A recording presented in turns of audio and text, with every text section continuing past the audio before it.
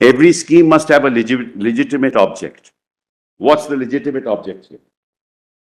Which is constitutional. The scheme must be such, it must be proportionate to the objects sought to be achieved.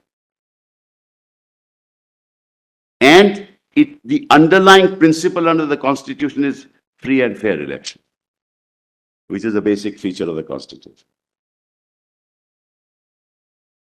How are you serving these three purposes, Malas? You are serving none of these three. No legitimate object because it is not limited to the elections. No proportionality because it's unlimited. And no free and fair elections because my learned friend has shown to your lordships how heavily it is loaded towards the party in power. So you are creating a non-level playing field through the electoral bonds. And that's violative of 324. Now, Malas, historically, as your lordship knows, Malas, in 1969, through legislation, we had, Malas, prohibited corporate donations altogether. And then 1985, Malas, through an amendment, we said, okay, the corporate sector can donate, but only to the extent of 5% of the average earnings in the last 3 years, 3 financial years. 5% or 7.5%? I'm sorry? Initially 5%. Whereas 85 was 5%. Then through an amendment, it was 2013 Act, it was changed to 7.5. 2013? The Companies Act. Well, actually, I've put it all in the written submissions, but because my learned colleagues are waiting for me to end, so I'm not wanting to take their time, Malas. Your lordships have said that do it, be as short as possible. But whatever I have said to your lordships, Malas,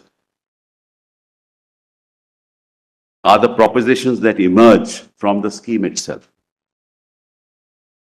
Mr. Sibal, submissions are in which volume? Volume 1. Again, volume 1, right? Yes, Yes, volume right. 1. All the submissions. All the submissions volume are. 1. Yes, we got. And it's page 48. 48. PDF 48. And if you just, I'll take few minutes, Malas, then I'll be done. Because my learned friends, I want to give them time too. The first, Malas, few pages are just the scheme itself, the electoral bond scheme itself, goes up to PDF page 63. My lords have that. It's just the elements of the electoral bond scheme which have already been explained to your lordships. So I will not trouble your lordships with that. That's been explained. But you come to 63, then I deal with the issue of free and fair elections under the Constitution. And I say it's the basic feature of the Constitution. And it's now recognized that para 15, as I say, as will be developed below, any nature of funding that is opaque and that seeks to hide the source of funding is contrary to the spirit of free and fair elections, which is part of the basic structure. That's the transparency argument, plus the free and fair in the context of which, in the context of my submissions before your lordships now. Then election is a vehicle of representative democracy.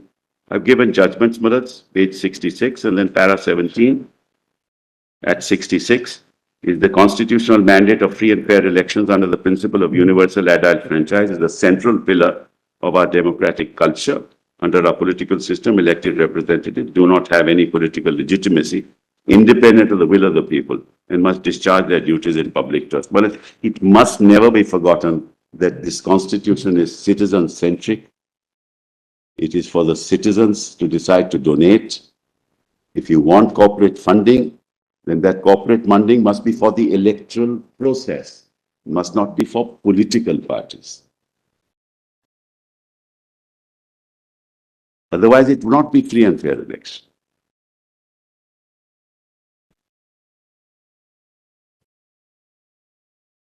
Then, therefore, Malas, you must interpret superintendent's direction and control of the conduct of elections in that context. That's set out at page 67, end of paragraph 19. Then I differentiate between freedom and fairness, which is para 20. I won't molest trouble your lordships with the language.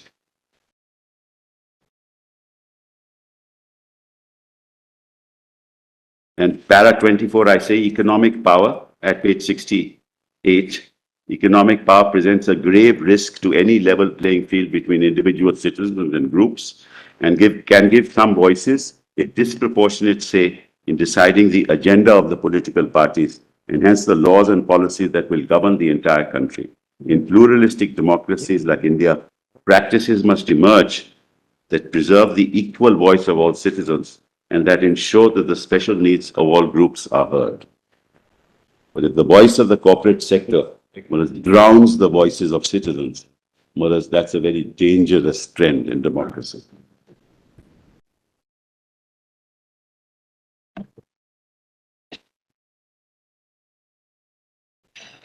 Then, Justice Bhagwati's judgment in Kamalnath Gupta's case, let's leave that out. I think that's one extreme position which I don't want to argue.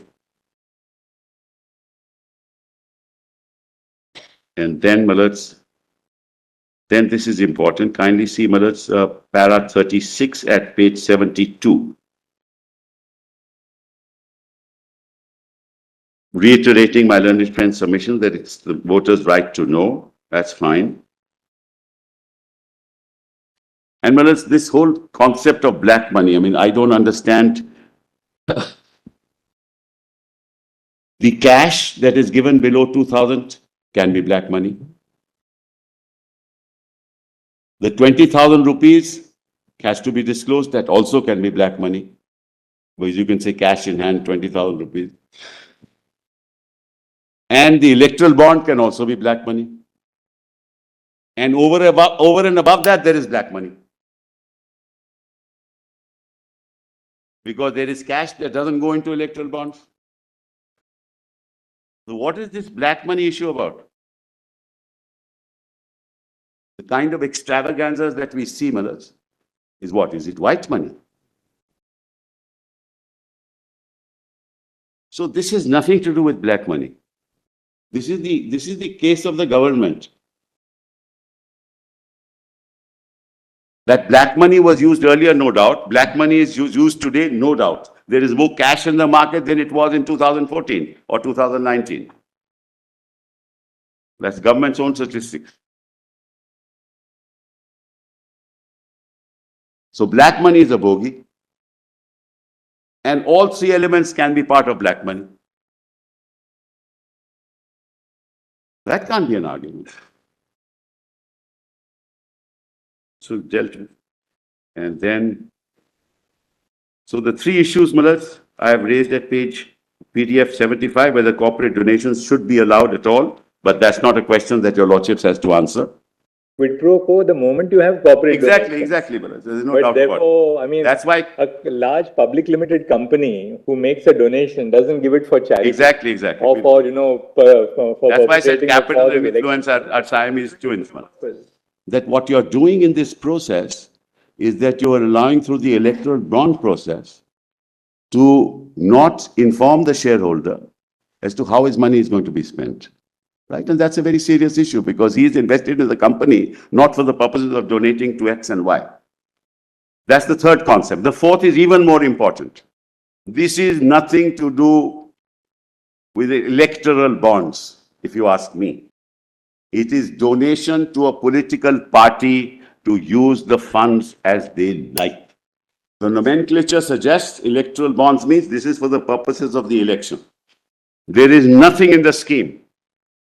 There is nothing in the scheme which connects the donation made to the participation in the electoral process. Nothing. It is a means for political parties to be enriched. Why do I say that? I make a donation of 10 crores to a political party through an electoral bond. The political party opens a current account and 10 crores goes into that account. Now that political party can actually give that money to the mainstream media channel and say, you propagate my ideology. or give a present to somebody, or do what you want to do with it. There are no spending requirements. None, zero. That's the most serious issue. Because you can spend this money any way you like. You can build your offices. You can build your offices all over the country with that money. You can set up a whole network throughout the country with that money. You can use advertising campaign for whatever you like with that money. Show your face 20 times a day.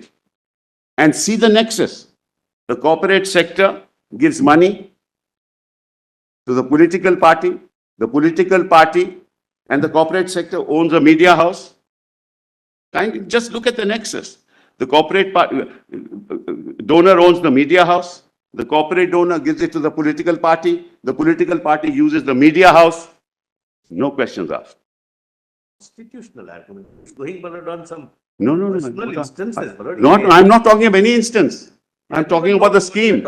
Please do not interfere. I'm talking about the scheme. I'm not talking about any instance. Addressing is fine, but That's the law. Whenever reverse. there is gone. There is no spending ban. But this is, of course, hopefully it is. Yeah, of course. I thought we were sitting before 5 judges. I thought I realized by now it is. Yeah, it is. Yeah, thank you. Got to know about it from you. The Article 14 argument. Yes. Yes, Ballard. The scheme is wholly arbitrary. It has to be struck down on its terms. It has nothing to do only with elections and how you spend your money in the electoral process. Now, let's kindly have a look at volume 4 and PDF 142. These are FAQs, Malad, that were asked where the scheme was from the SBI. 142. 140. Yeah, first I'll show you, Malad. 130, 138, which is a given, Malad. Actually, I need not even mention this. At 138, the question is, what is the minimum and maximum limit for donation? The minimum amount for donation is 1,000. There is no maximum amount.